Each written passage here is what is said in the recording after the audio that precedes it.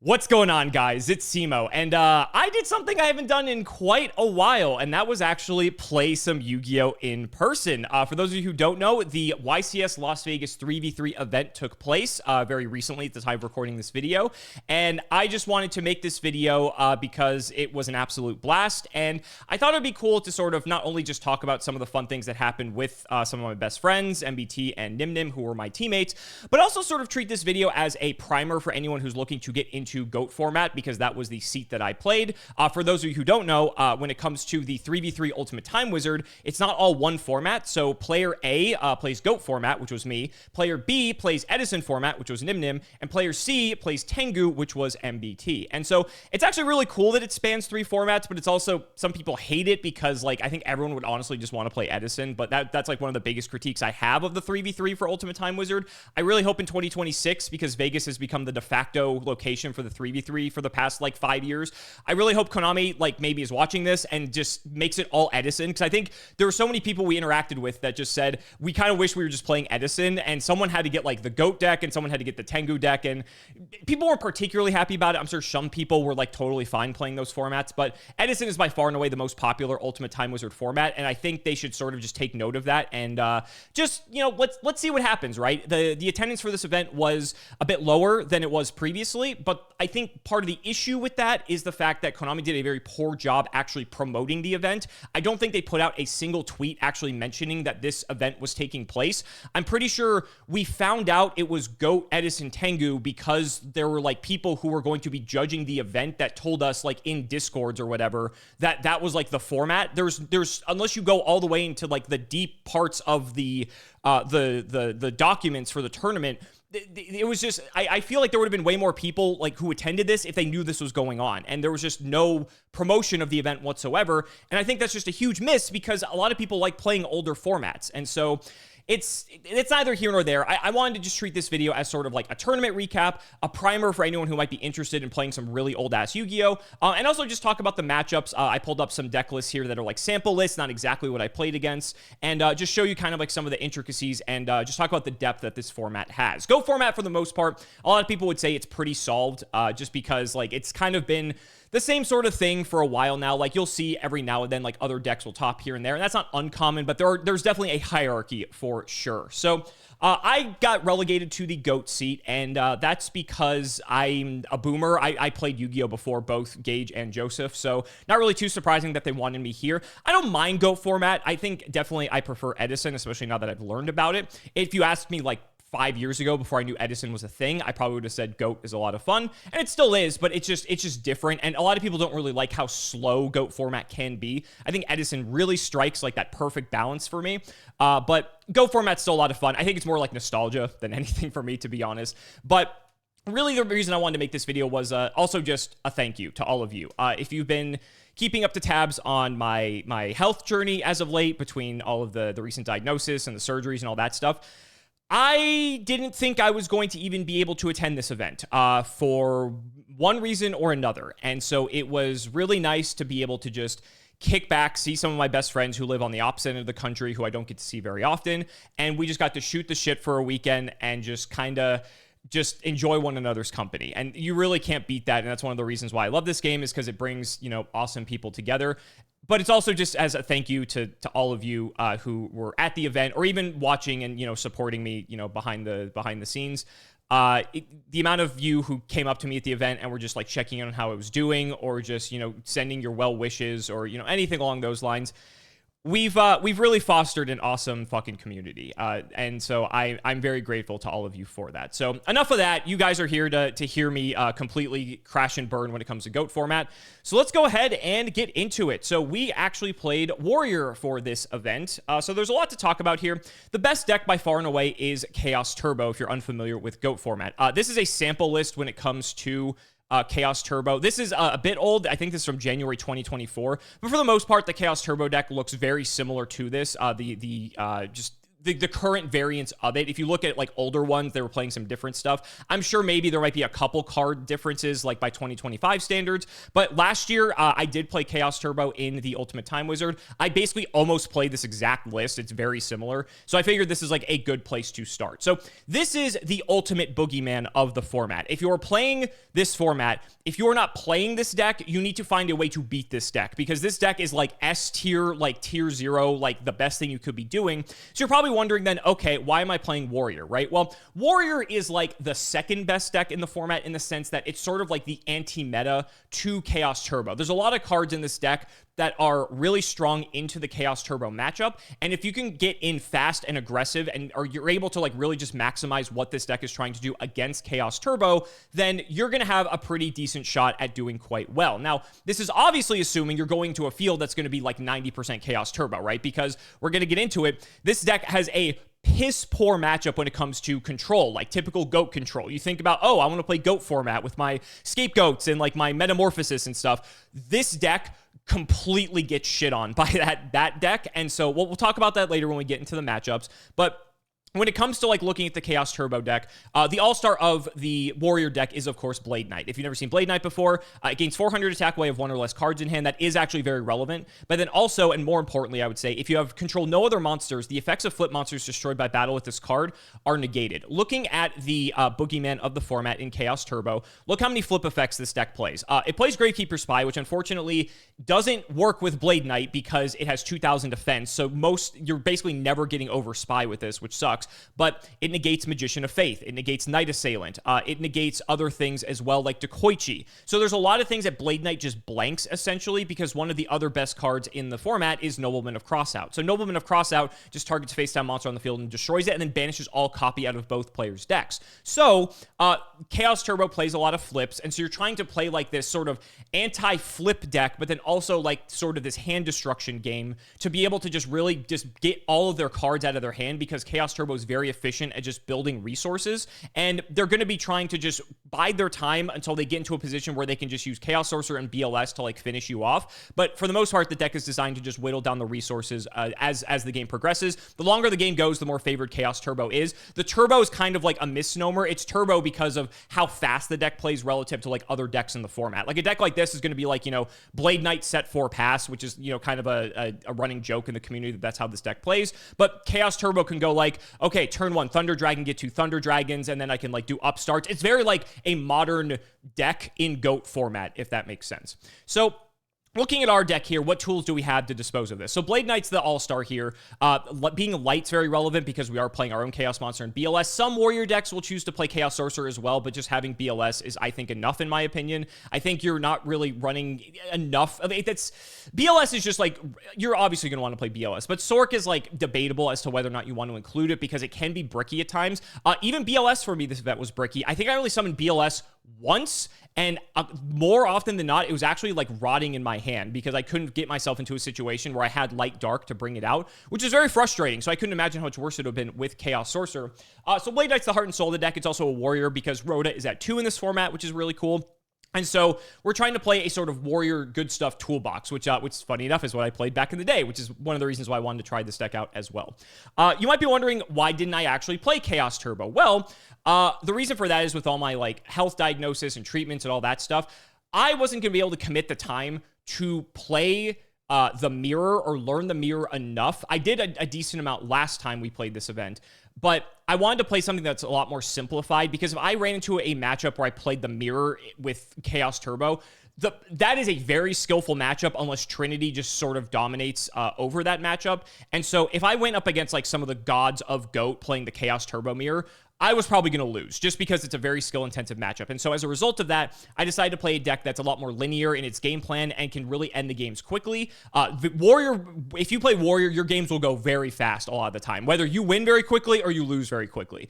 Sometimes you can get into a grind game, but more often than not, the Warrior matchups go very fast. And then my thinking was, in that case, if I either 2-0 or like, you know, get 0-2'd or whatever, then I can help Gage in the Edison, and then we're kind of like 2-on-1ing our Edison opponent. Even though I was letting him do his thing for the most part, I could sort of just like look over and just like just see if there's things that, you know, he might be missing or anything like that. So that was the theory here.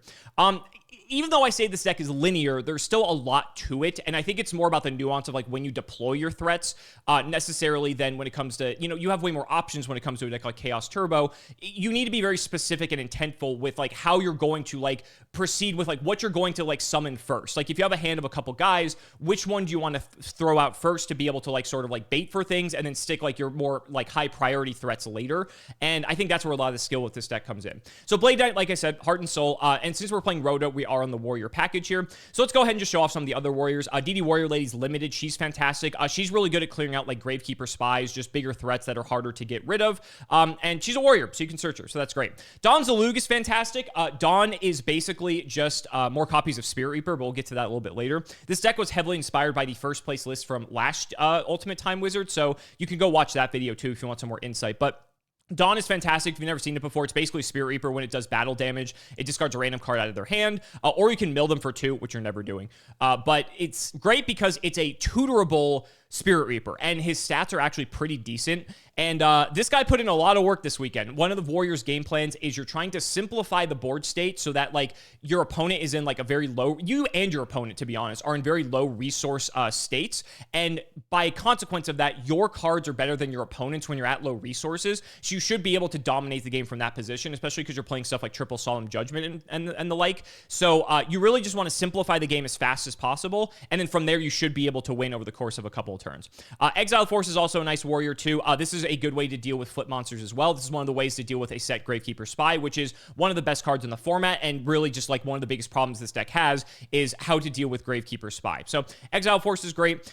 We have Mystic Swords in level 2, which is also fantastic at disposing of set Gravekeeper Spies. Again, Blade Knight can't get through them because even with the power boost, it just matches Gravekeeper Spy's defense. But Mystic Swords in level 2, man, this guy put in fucking work this weekend. Holy shit. There were some people who were watching our round 6, and I had my opponent on a read that they had a set spy, and I top decked Mystic Swordsman level 2, and it was just, man, everyone was just like, holy shit, that was like the best Mystic Swordsman level 2 of all time. But anyway, then we have Ninja Grandmaster Sasuke as well. This is great because this deals with face up Gravekeeper Spy. So let's say you had like a Blade Knight, you attacked into a Spy. Spy's going to flip and special summon out another copy of Spy, but Sasuke's effect is at the start of the damage step. If it controls, if it attacks a face up defense position monster, destroy that monster. So it's sort of like Mystic Swords in level 2, but for face up already. And so this is a great way to just get in. It's also a light as well, which helps for your chaos count. That's very important. That's it for the warrior package though. So this is everything you can search with Rhoda except for what's in the side deck. We'll get to that a little bit later.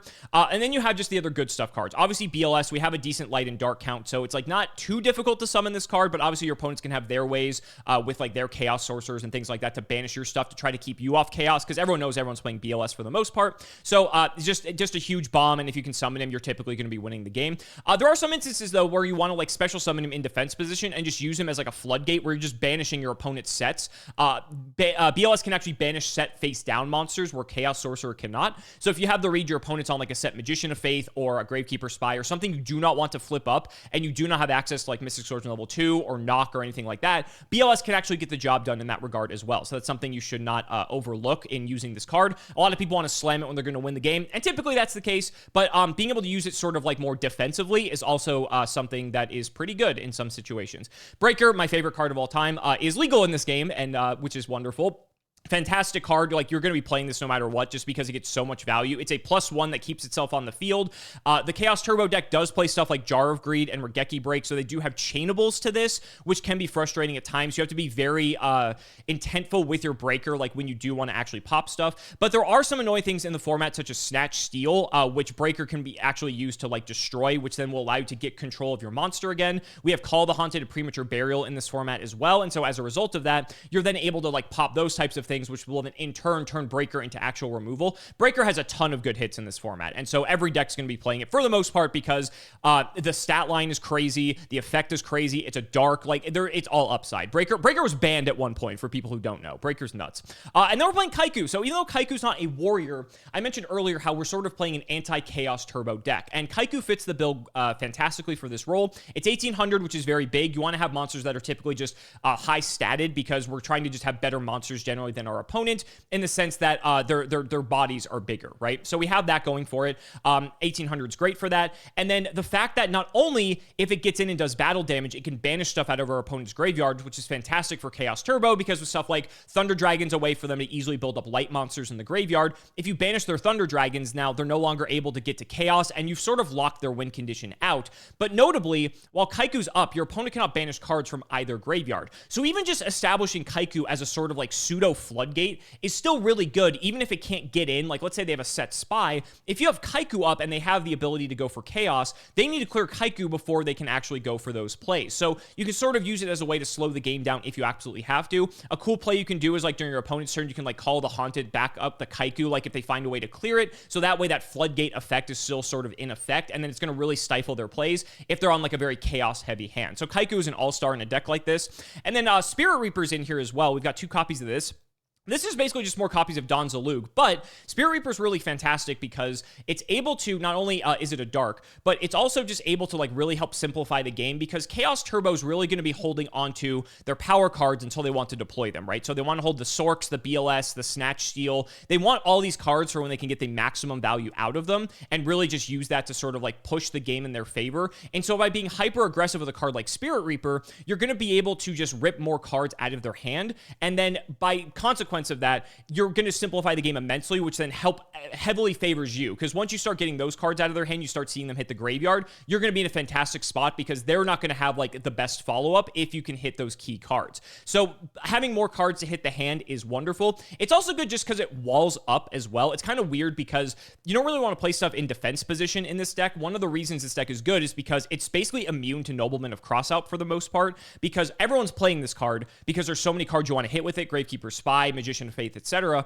But Spirit Reaper is just because you can just have this aggressive card that also can't be killed by battle. So it's really annoying for them to deal with it. I had some opponents just like have to use a Raigeki break on a Spirit Reaper, which already feels bad because it would be destroyed anyway because it has a targeting effect. But having to like minus to pop a Spirit Reaper when it's not even like doing that much damage just feels so awful. But I really like the extra aggression here with Spirit Reaper. It's a really good card. Also in the Warrior Mirror match, which has a lot of like aggression because you're playing a bunch of big guys, actually having Spirit Reaper set is nice because since it can't be killed by battle, it's like a pseudo Gravekeeper Spy that can also just help you sort of like tip things in your favor because they may be holding on to their bombs if you're able to clear those out of the way. The last monster is Tribe Infecting Virus. This card was banned for quite some time, but it's legal in GOAT format. It's discard a card and then declare a type of monster. Destroy all face-up monsters you're of that type. This is very important because of Gravekeeper Spy specifically.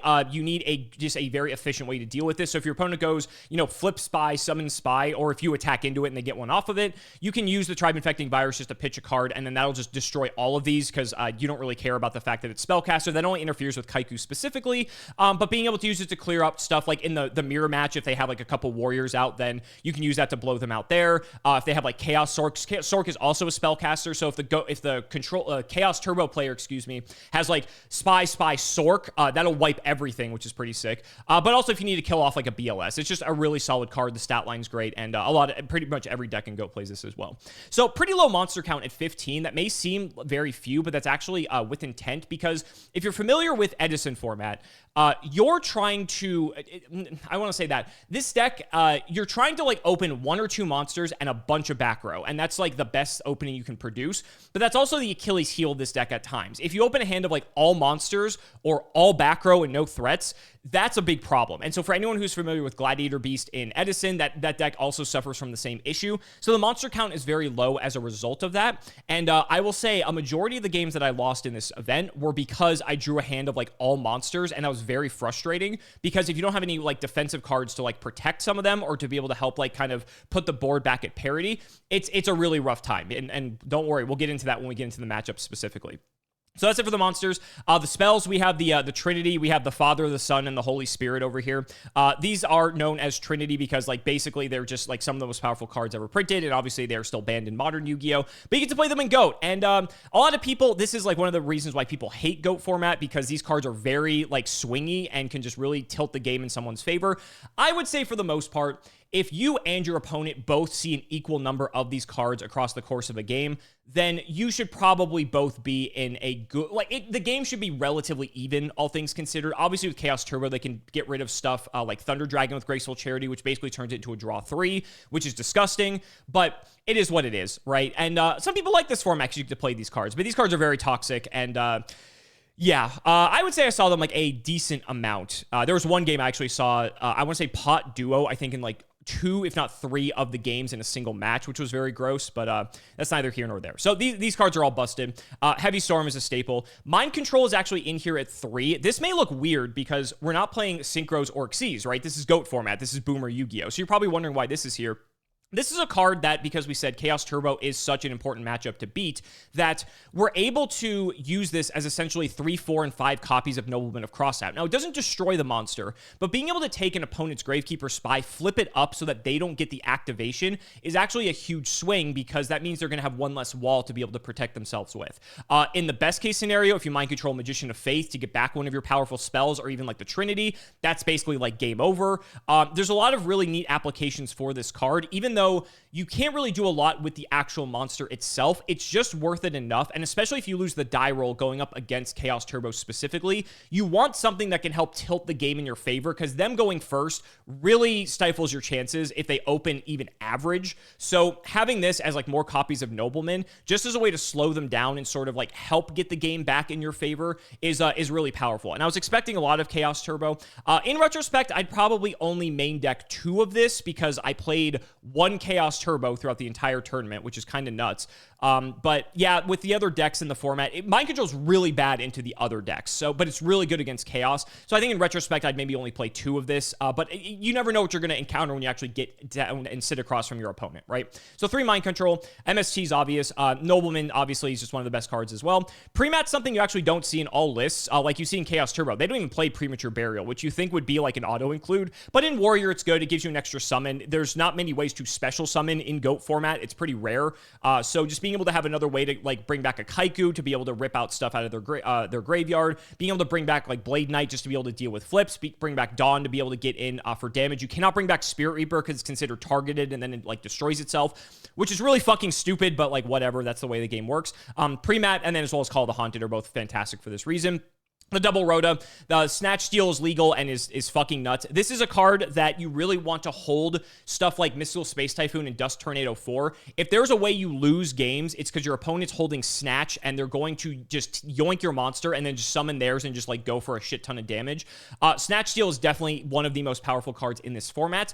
And one of the skill checks I will say is if you can play in such a way that you're able to ensure that you will not lose to Snatch Steal, because this is one of the cards that will lose you games that you should not have any right losing. And so ensuring you have that MS tier, that Dust Tornado, or that Solemn Judgment for Snatch Steal is imperative, I would say. So definitely want to hold like your cards for that if you absolutely can, because that can definitely come up and just bite you in the ass if you don't.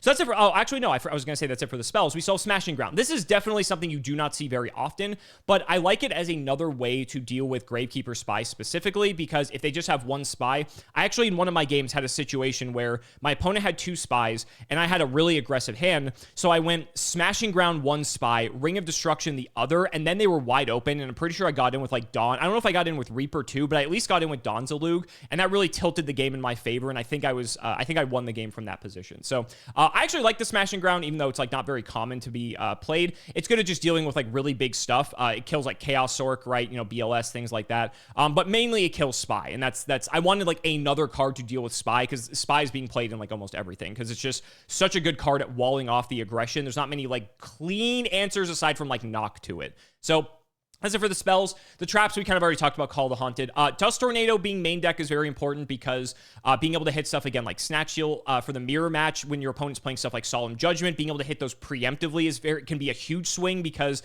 whoever usually activates the last judgment in the warrior mirror is like typically going to win. I had an instance where I had like Ring of Destruction, and then like he judgmented, then I judgmented, then he judgmented that, and it was just game over as a result of that, and that was very funny. But yeah, you really want to just have Dust Tornado to simplify the game state. You can also do cool stuff like Dust Tornado your opponent's thing, and then set Solemn Judgment for your turn to like insulate your plays. So like that setting effect can actually be relevant. Don't forget that it has that. Just some basic stuff like Mirror Force. Ring of Destruction is legal in this format, which can actually force draws, which is very stupid, but it's 1-for-1 removal, and it's very strong as a result of that. The one Sakuretsu armor, I'll talk about this last. Triple Solemn Judgment. This is like one of the reasons to play Warriors, that you want to play Triple Judgment to, again, just simplify the board state, make sure your stuff like Dawn connects, like Kaiku connects, and just really just have that answer to everything your opponent has. There was one game where my opponent had Pot of Greed, and they weren't really doing anything, and I basically, you know, I was like, hold on, and he's like, are you going to Judgment Pot of Greed? And I'm like, I'm thinking about it, and I actually did it, because Judgment's, it's denying them a +1, so like it is sort of plussing you in a way, right? And he just kind of passed. I think he didn't really like do much else. Then I drew my Pot of Greed, and that resolved, and that was disgusting. That was a huge swing for me. Torrential, of course, as well.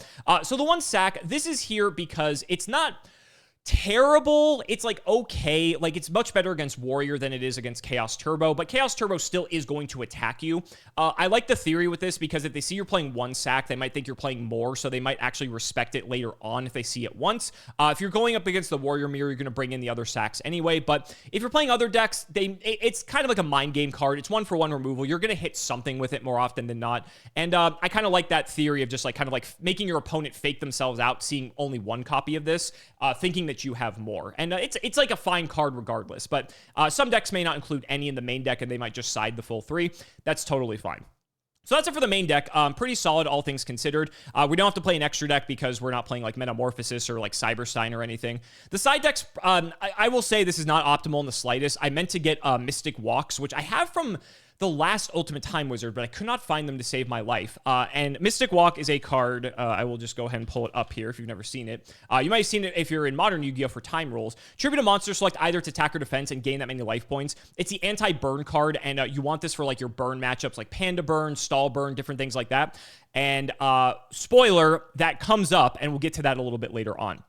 So for the side deck, this is not optimal. I just kind of threw together everything I could find for the most part, because I really wanted to have Mystic Walks and I couldn't find them. So I just like, okay, well, what else can we play? So Asura Priest, one of the biggest issues, like I said, is if you play actual control. And so a lot of the stuff in the side deck is actually for your control matchup specifically. Asura Priest is one of them. This card can attack all monsters your opponent controls once each. So it's really good at dealing with scapegoats specifically. It's also a light, which is relevant for chaos. The fact it's a spirit means it comes back to your hand. So it kind of like protects itself in a weird way, but it's also good against like decks playing recruiters like Mystic Tomato, Shining Angel, because there are like recruiter chaos decks. Recruiters are like somewhat common in GOAT, but not like extremely common. So that can come up. It's a fine card. I never sided it in because actually, I know I sided in the one control matchup that I did play. Kinetic Soldier got renamed to Cypher Soldier. It's Kinetic Soldier. This card is insane in the Warrior Mirror. I actually wasn't going to play this card because this was supposed to be my Mystic Walks, but this card came up because I ended up playing 2 Warrior Mirrors, and this card is insane in the Mirror match because you can just set this card, and if they attack into it and it's a Warrior, this card is 3,800 defense. So you take a shit ton of damage. Then next turn, if they don't have a way to protect it, like with a Sakuretsu armor or anything, you can put your Kinetic Soldier to attack, and it's 3,350, and it just clears everything that's a Warrior. This card is such a menace and came up multiple times for reasons I didn't expect. And again, we'll get into that. Gravekeeper Spy is also in the sideboard. This may seem weird, but when you're playing against like the Warrior Mirror, having this as a wall to like protect yourself is actually like kind of good. So you kind of want to have spies in games 2 and 3 just to sort of like slow the game down a little bit and just kind of like build your resources to a position where you feel very comfortable. So that's pretty nice for that. Funny enough, another really like 5-head interaction with this is that you can side this in against like let's say Chaos Turbo or things. If you think your opponent's going to keep in Nobleman, which typically against Warrior you're not supposed to because the deck never sets anything. But if your opponent does keep in Nobleman, if they knock the spy that you played, their spies get banished from their deck. So that's a very fun interaction if you want like another way to kind of deal with Gravekeeper's spy. That can come up, as a matter of fact. I found the triple King Tiger Wanghus as well. This card is just like backbreaking against control because all their stuff is so tiny and it deals with a lot of very annoying things. So these were in here just for specifically control or anything, just plays like a bunch of tiny stuff. One Zombira on the side. This is also for Warrior specifically. You can also side this in against Chaos because it's not the worst. Being 2100, it does clear Gravekeeper's spy, which is relevant. It does go down to 19 after it does that, but being able to clear one spy is actually pretty good because then you might have a card like Ring or Smashing or something to deal with the other. That's totally okay.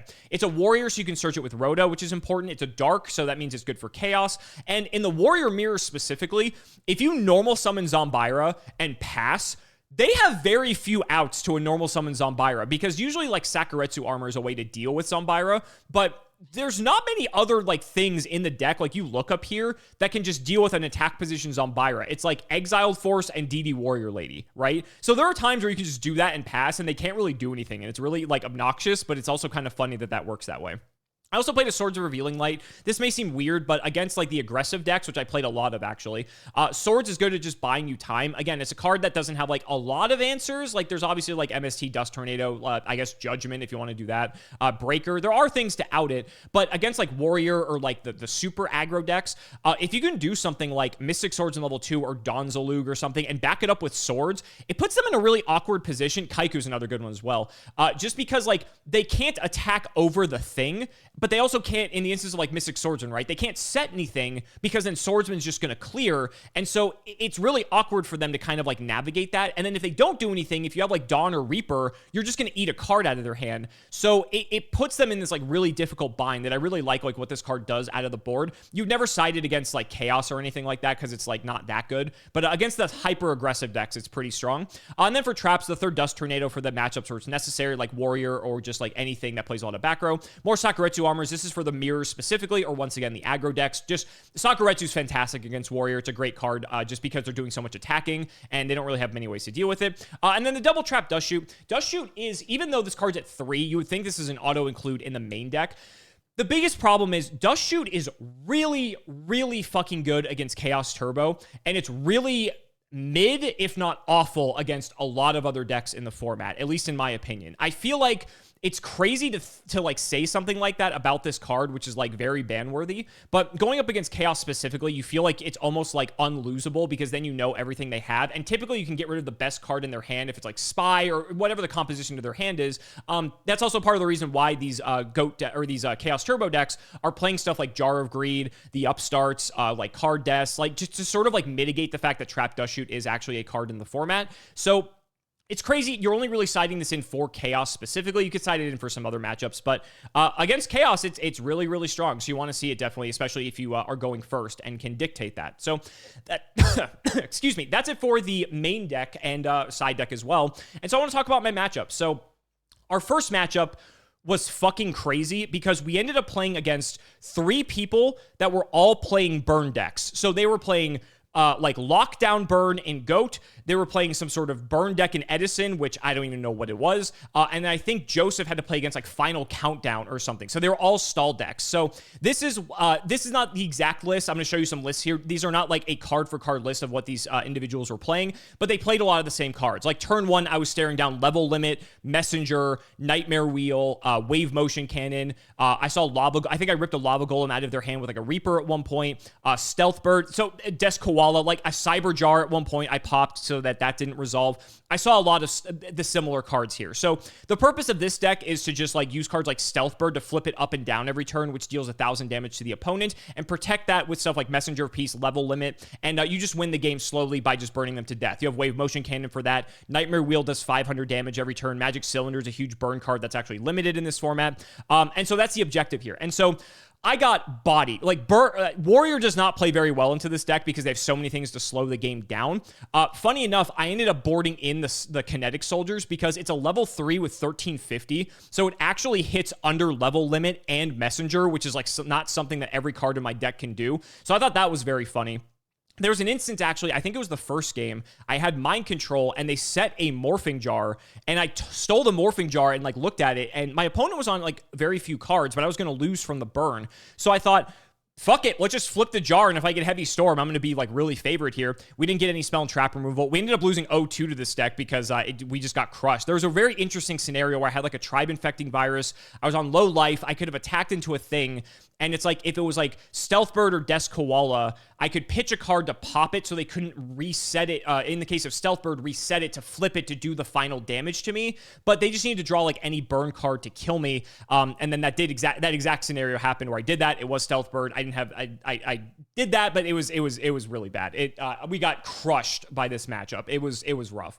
But thankfully, both Gage and Joseph won their matchups, and so we ended up winning that round. The second round we played up against Control. Now, this is again not the exact card for card list our opponent was playing. They were playing more of a Monarch control list. They were playing stuff like Creature Swap. They had Zaborg main deck, several other differences as well. And the theory is with like Creature Swap, you can like give them a goat for their thing, or you can like give them a bad card like Sinister Serpent, a used up Magician of Faith, something along those lines. Zaborg is a very strong card just because with Zaborg, you're actually able to just pop any monster. So that includes sets, right? So then being able to like go Tribute for Zaborg, pop a set Spy, Magician of Faith, etc. Zaborg's also a light. It's 2400. Like 2400 is a big number in this format. Sometimes you just like can't hit over it. So I like the deck, but I believe we 2-0'd in that instance. I felt so bad. There was an instance where the guy just like kept setting like card after card, and we had like Mystic Swords in level 2, Mind Control, Knock. Like we just had every single answer to like anything that they would set, and it was brutal. It was really devastating. And then of course like Reaper and Dawn did their thing as well.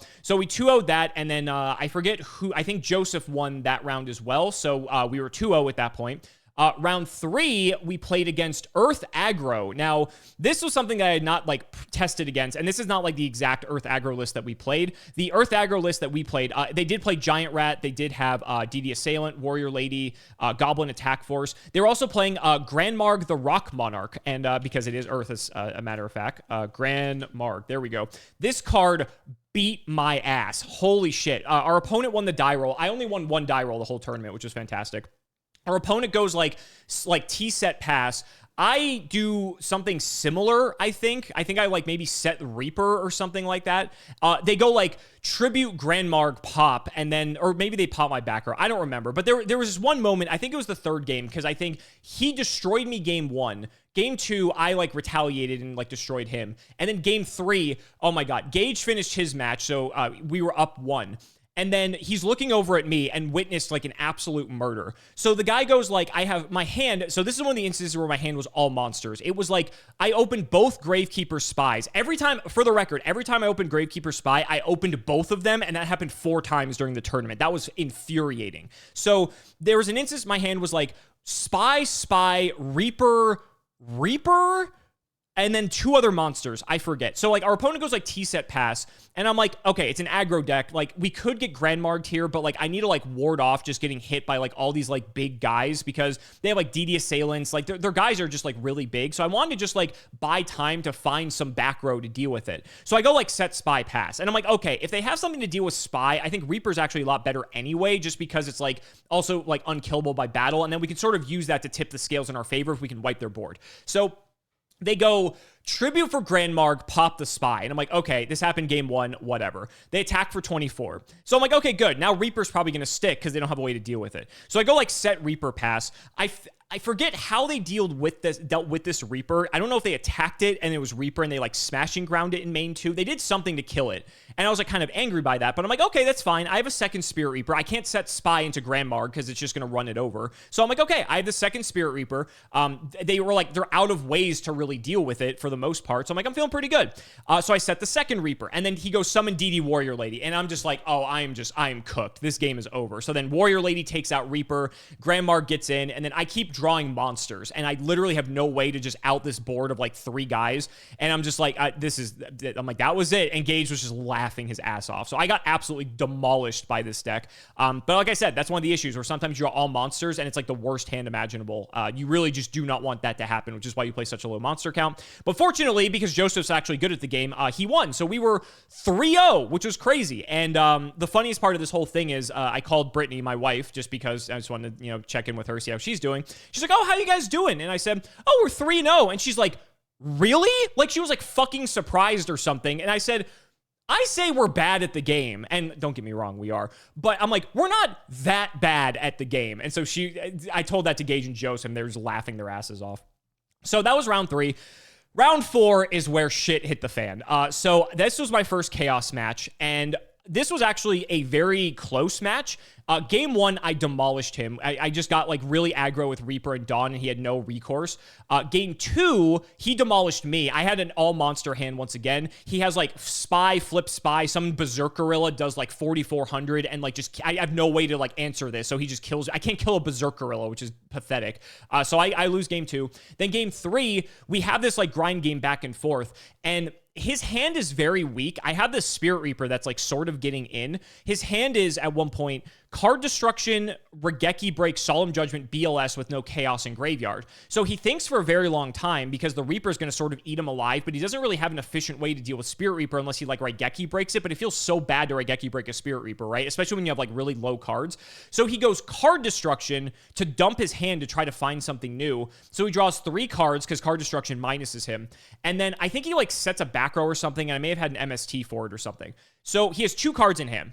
So I still have this Reaper on the field, and I'm thinking to myself, this is insane, because for turn, I draw fucking Rhoda. So I'm like, oh, we're going in, because we can Rhoda for Dawn, rip both cards out of his hand. He's going to have nothing, and then we just, like, control the game from, like, we just hit him over a couple turns and just win. Like, there's no recourse here.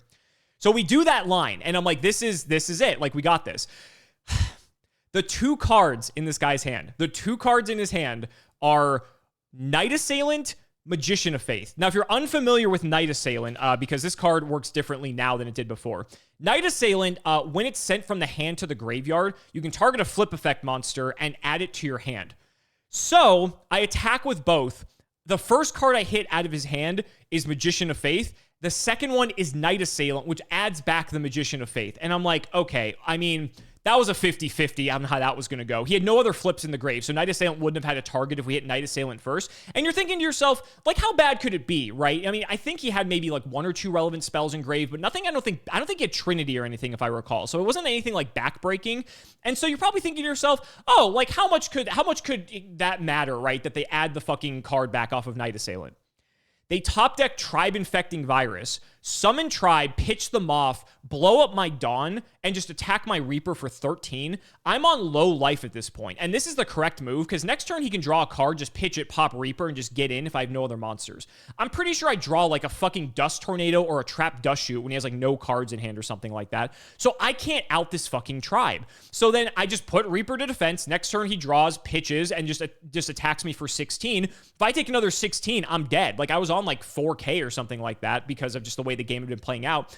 I draw like another card that's useless. I think it was like Heavy or something.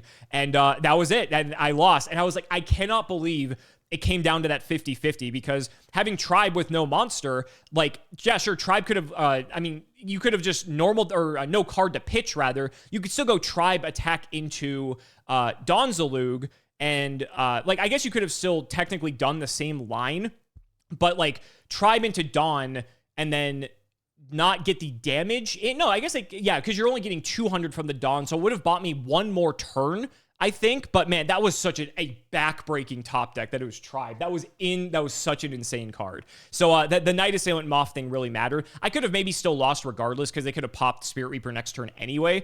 But man, was that back-breaking. So we lost that one, and then Joseph won his round, but then Gage lost his. So at this point, we were 3-1. And then we played 2 mirrors for rounds 5 and 6. So I played against the mirror. I got very, very aggressive at one point where I had this Reaper trying to get in. I think I Solemn Judgmented like an Exiled Force just to get him on like no cards. And that's when like the Ring of Destruction, Judgment thing happened, because my life was super low. So that sucked. But so we ended up losing that one. I think Joseph won his round, and then Gage lost his round. So we were 3-2. At this point, there's no way we can top, because no X2s top the entire thing. If you don't know, Ultimate Time Wizard is top 8. And so it is very difficult to get in with only X2, because if you factor in draws, like X1 ones will get in over that. So it's very tough to top at that point. But the nice thing is there's only 1 more round remaining, so we thought to ourselves, you know what? Let's just go ahead and play out the last one. So we did. It was another mirror, and this was actually fantastic. I actually played against Rex Mendoza, which is someone who played Gravekeeper Burn during Edison format, and I played his deck in an episode of History of Yu-Gi-Oh! Because I remember sitting across from him like, your name sounds so familiar, and he told me the whole thing, and I was like, that's fucking crazy. So it's cool to like meet people who played like way back in the day, and like decks that we've played in series that we've done on the channel, right? It's funny because he was the GOAT player, because he would have preferred to play Edison. So we played another Warrior Mirror, and it was just it was a solid set. We had some fantastic back and forth. We had a bunch of people watching us. It was a lot of fun, and a lot of really good, just really interesting micro interactions that happened. That's when I top decked like the Mystic Swordsman into what I read was a set spy, because I didn't want him to flip it. Just fantastic game overall. I ended up taking it, which I felt like the fucking dead weight this entire time because I kept losing. But I won, but unfortunately, Gage lost, and Joseph got his first loss of the event.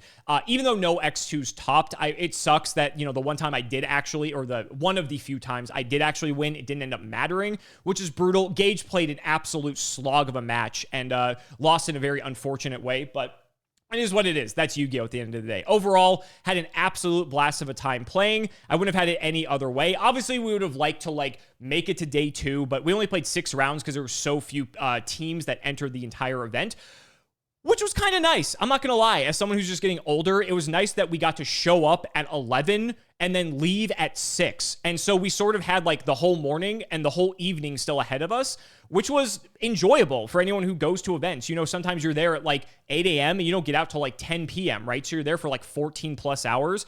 At one point, the Ultimate Time Wizard rounds actually surpassed the main event because there's so fewer people playing that we're able to like get through our rounds quicker.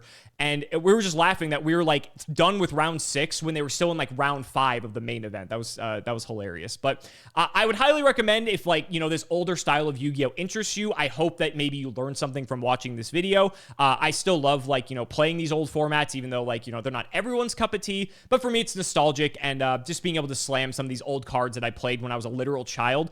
There's something special about it, and I think a lot of the older Yu-Gi boomers really enjoy that as well. So, like I said, if you learned something, fantastic. If you enjoyed just hearing about the absolute train wreck of our event, I hope you enjoyed that as well. And yeah, just thanks so much for watching. This is something we haven't done in quite a bit, and I figured you guys might enjoy something a little bit different that we've done. That's not like a series or something, right? So, thank you again so much for watching, for everything. You guys are awesome, and we'll see you next time.